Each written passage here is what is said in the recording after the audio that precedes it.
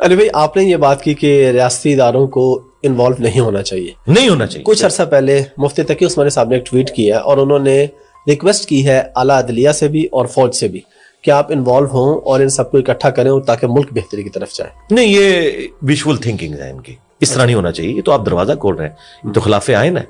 یہ آئین ری رائٹ کرنے کے مترادف ہے. یہ ان کی کمپیٹنسی نہیں ہے، نہ ان کی فیلڈ ہے.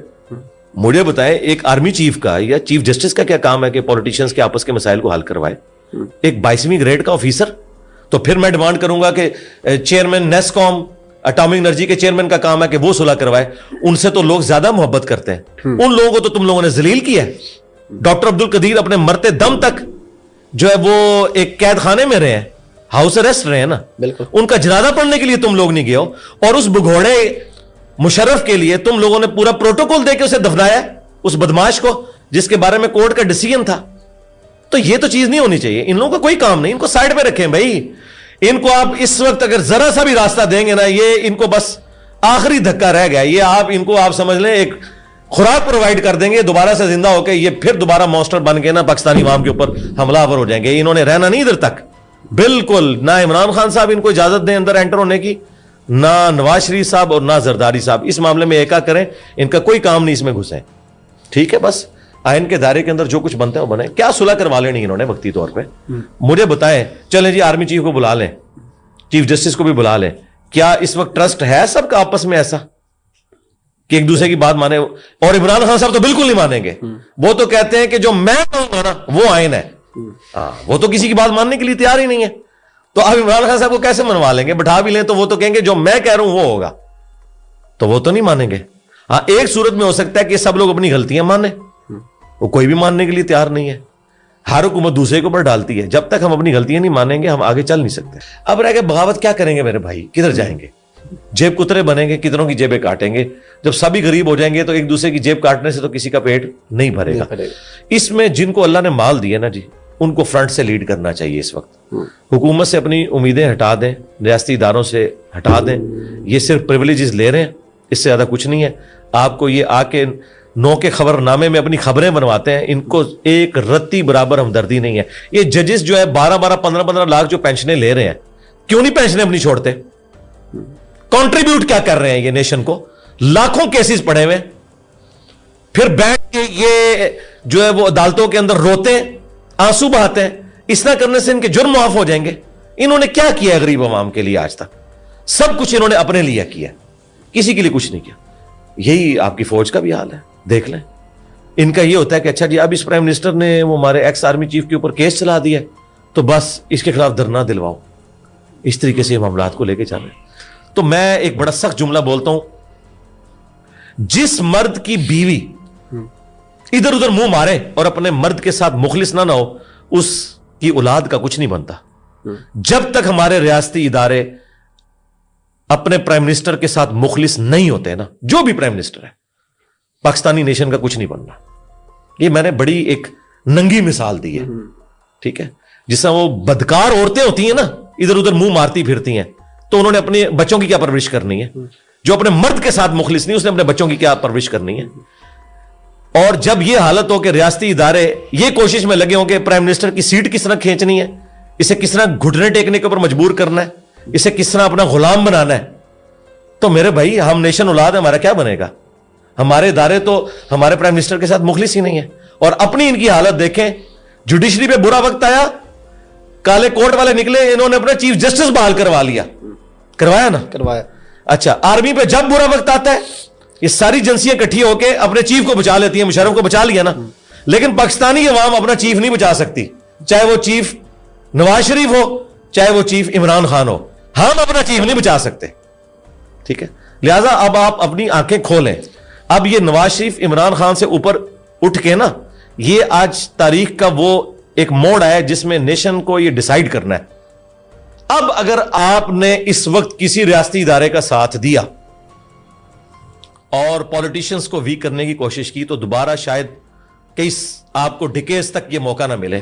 اب یہ سب کے سب پھنسے ہوئے ہیں. انہیں پتا ہے کہ انہوں نے جو کام ڈالے تھے نا 70 سالوں میں، جوڈیشری نے بھی اور اسٹیبلشمنٹ نے بھی، اب جو ہے نا عوام ان کے بالکل خلاف ہو چکی ہے کہ یہ تم لوگ کیا کر رہے ہو نیشن کے ساتھ. اور یہ کریڈٹ آپ کس کو دیتے ہیں؟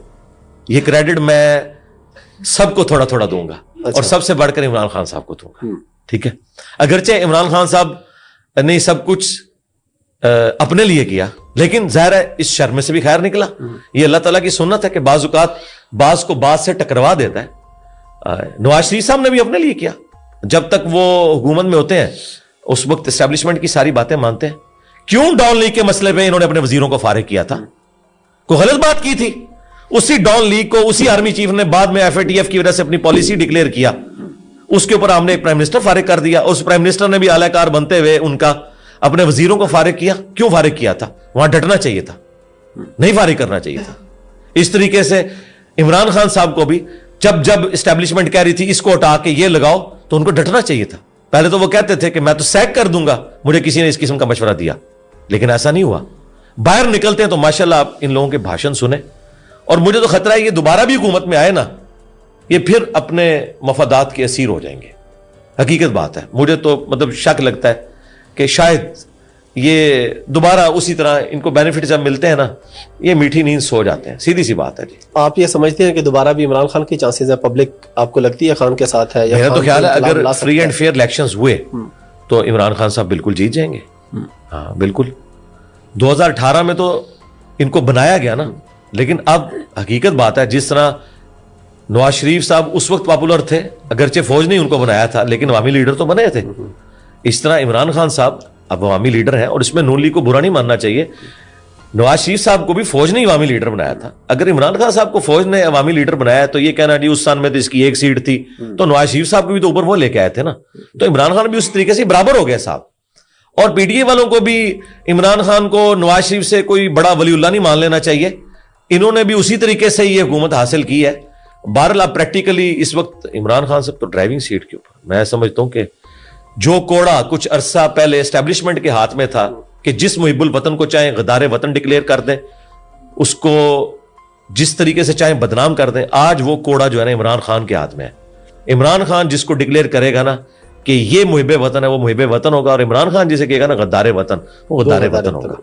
یہ کسی کو بات بری لگے, یہ گراؤنڈ ریالٹیز ہیں, اور اس کا حل کوئی ایسا نہیں ہے کہ آپ اس بندے کو راستے سے ہٹا دیں. یہ کوئی سولوشن نہیں ہے.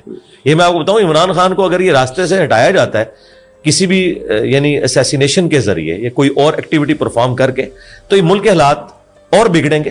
یعنی اگر کسی کو پہلے وام بھی تھا نا کہ آپ لوگ یہ کر رہے ہیں, انہیں یقین ہو جائے گا کہ عمران خان صاحب صحیح کہتے تھے.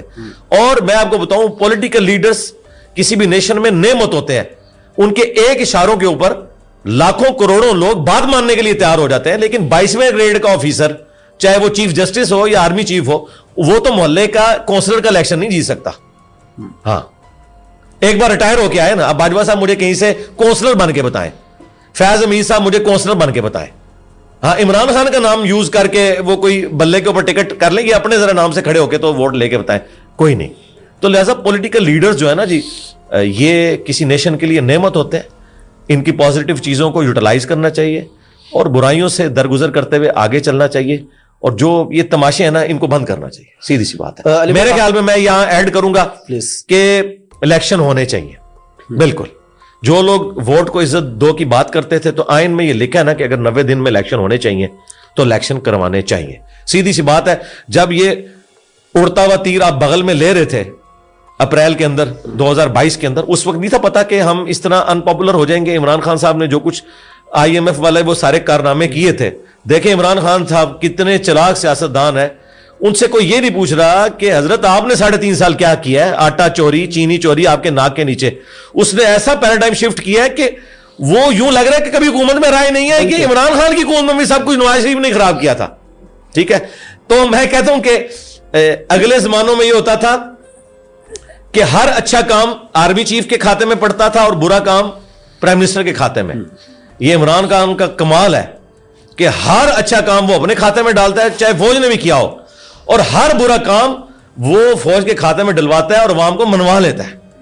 ہاں یہ پہلی دفعہ ہوا, اور میرے خیال ہے فوج کو اس پہ غصہ نہیں کھانا چاہیے. آپ لوگوں نے بھی تو 70 سال بادشاہت کی ہے, کوئی 7-8 مہینے عوام کو بھی مزے لینے دیں بادشاہت کے.